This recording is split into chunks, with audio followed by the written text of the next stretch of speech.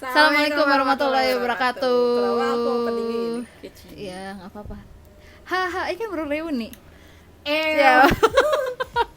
Oke, ketemu lagi di pembelajaran sejarah Indonesia. Apa sih? Oke, kita mau ngapain hari ini? Hari ini kita mau lanjutin materi ya seperti biasa lah, masih ngomongin tentang sejarah, masih melanjutkan materi yang kemarin. Kalau yang kemarin itu kita sampai di pemerintahan awal ya. Iya, sampai sidang PPKI. Pembentukan ya, sidang PPKI, pembentukan pemerintahan awal Indonesia. Yes. Pasca kemerdekaan. Pasca proklamasi. Ya, pasca proklamasi. Oke, hari ini kita mau lanjutin materinya. Ini berkaitan dengan bagaimana Indonesia mempertahankan kemerdekaannya. Tuh, kenapa harus ada zaman revolusi atau zaman mempertahankan kemerdekaan Indonesia? Karena Belanda masuk lagi.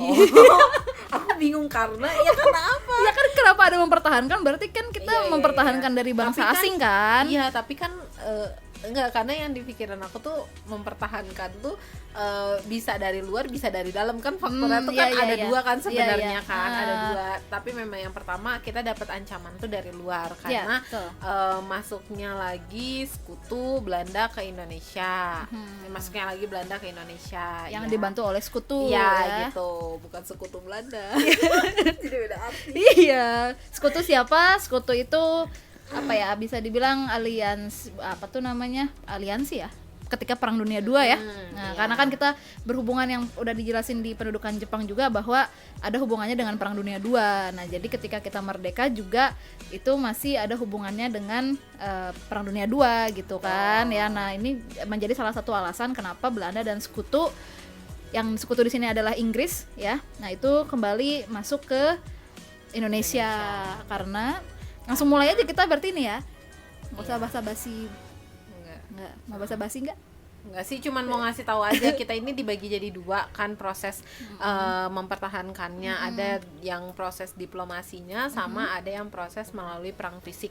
Mungkin yang pertama akan kita bahas melalui perang fisiknya. Seperti itu. Ya, ada perang apa aja? Sebenarnya banyak, cuman yang kita bahas 3 ya.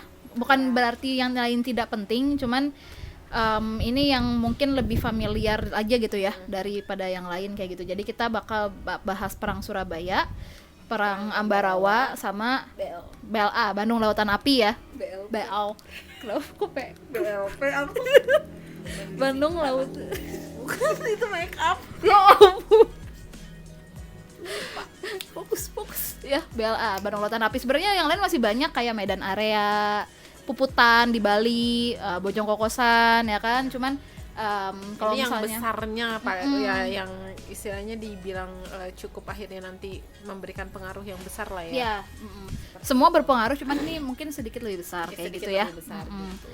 Nah, dan nanti satu lagi ada yang tadi diplomasi ya. Diplomasi itu apa? Perundingan. Nah, jadi kita mempertahankan kemerdekaan juga pakai cara perundingan kayak yang udah kalian sebenarnya udah pernah diajarin ya dari SD, dari SMP ini gitu kan ya. Ini dibahas lagi di SMP soalnya kalau nggak salah.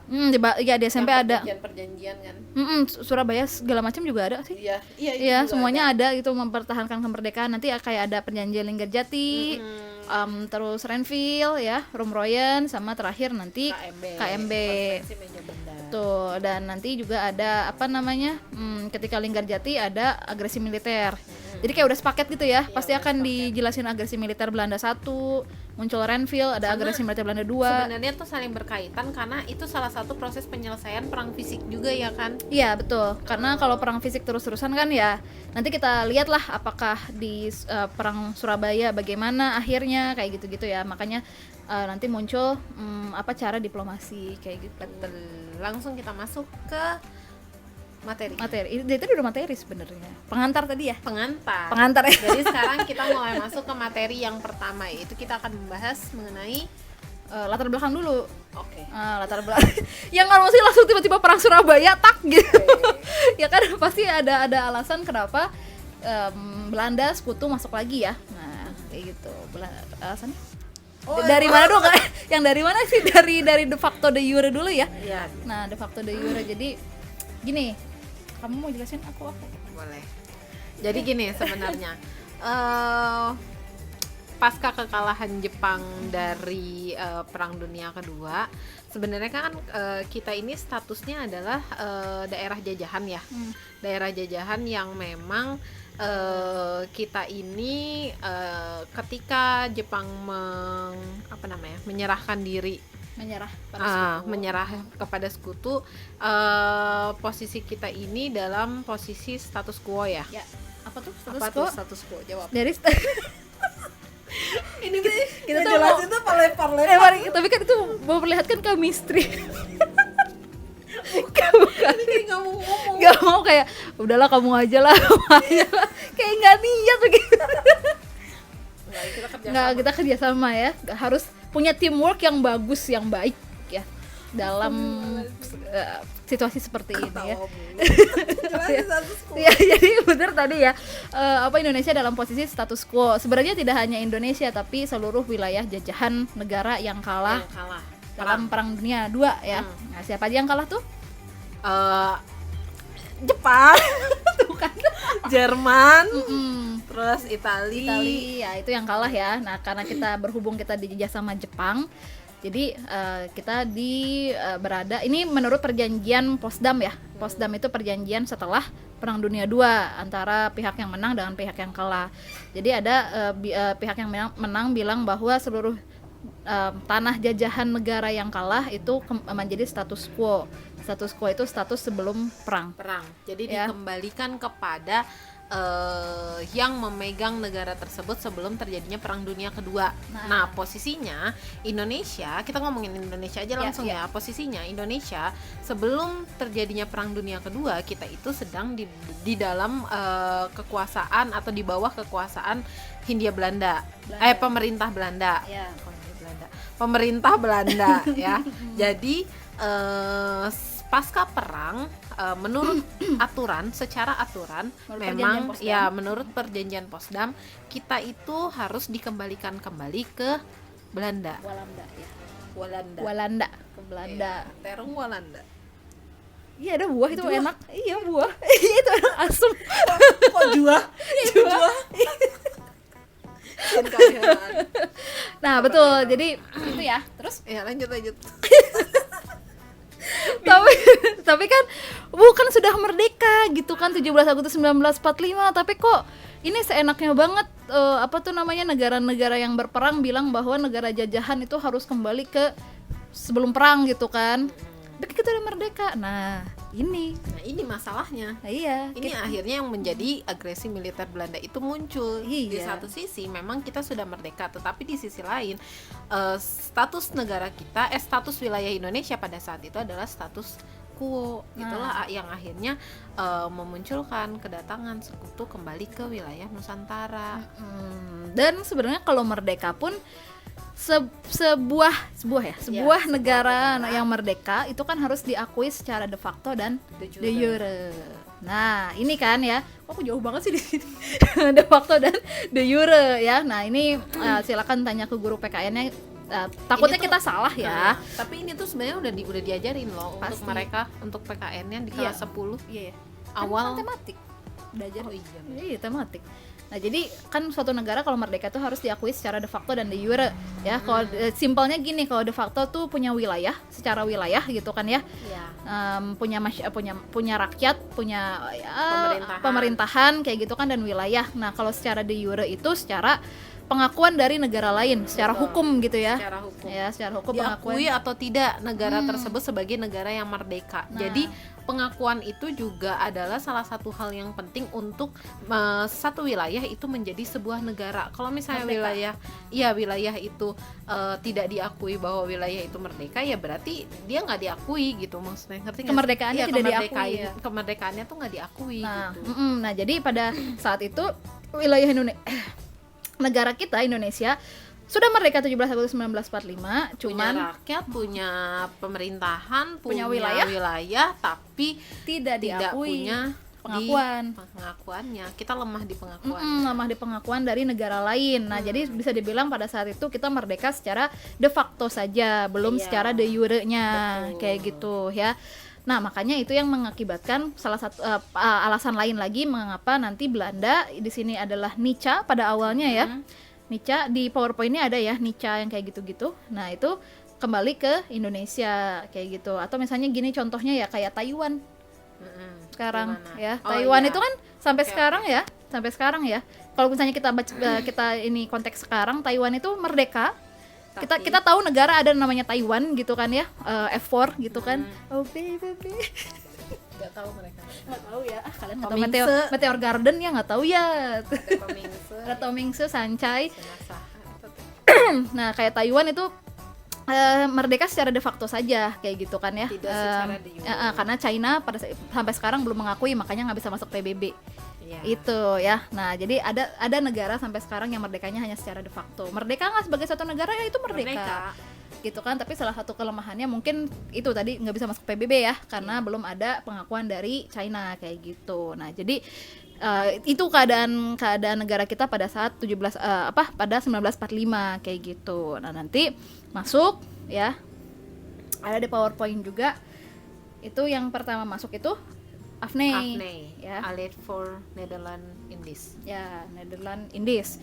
Atau ya bisa dibilang sih tentara Inggris, terus dalamnya tentara Inggris, orang-orang Cina, Burma ya. Kok Cina India? Nggak tahu saya juga sih, iya aja. Kamu ya aja lagi. Aku mikir kan nanti dibenerin nanti kalau udah selesai ngomongin. Tapi ngomongin Cina soalnya tadi Taiwan kan. Oh iya benar, masih nempel.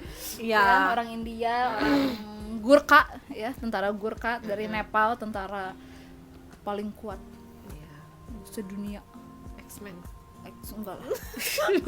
Kalau X-Men mutan, mereka kan bukan mutan. Jangan diladenin ya. Ngaco ya. Oke. Apa tadi? Nah, AFNE ya, jadi tentara Inggris dengan bukan dengan harapan ya, dengan tujuannya adalah bilang bahwa akan melucuti tentara Jepang. Nah, sementara masyarakat kita yang berpikir bahwa AFNE ini datang cuma untuk melucuti tentara Jepang, ya nerima aja ya.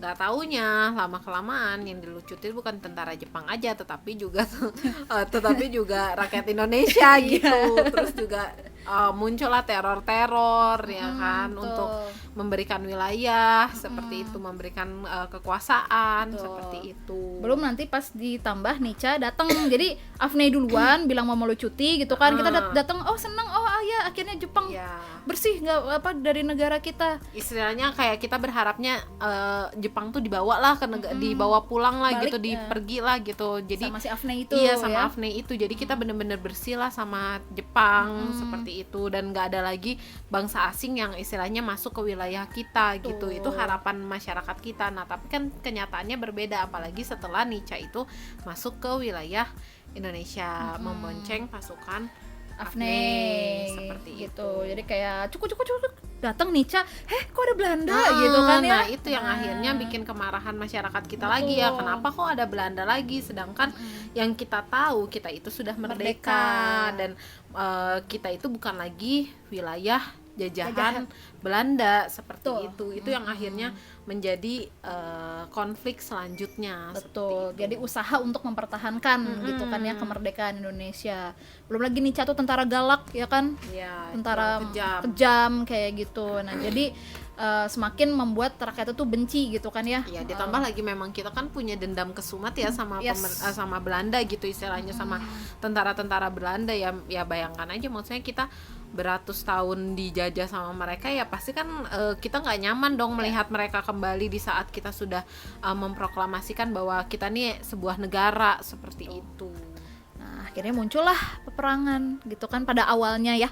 Awalnya muncul perang dulu. Jadi karena kalau misalnya awal langsung diplomasi kayaknya terlalu lembek lembek gitu ya. Jadi terlalu lemah gitu. Nggak memperlihatkan bahwa kita sebagai suatu negara ini kuat loh, bisa membela negara kita dengan darah dan air mata kayak gitu kan. Kurang garang gitu ya kalau langsung ke perjanjian tuh gitu ya. Makanya akhirnya muncul dulu perang-perang fisik gitu kan ya, yang sebenarnya pertama dimulai dari perobekan bendera dulu. Ya, perobekan bendera dulu di Hotel Yamato di Surabaya ya. Nah, makanya kenapa perang pertama itu di Surabaya, karena memang insiden pertama bisa dibilang di Surabaya. Oke, mungkin video hari ini cukup sampai di sini. Silakan ambil hal-hal yang baik, buang yang buruknya. Semoga bermanfaat. Semoga bermanfaat. Dan kita ketemu di video selanjutnya. Bye bye. Assalamualaikum Ciao. warahmatullahi wabarakatuh. Assalamualaikum warahmatullahi wabarakatuh.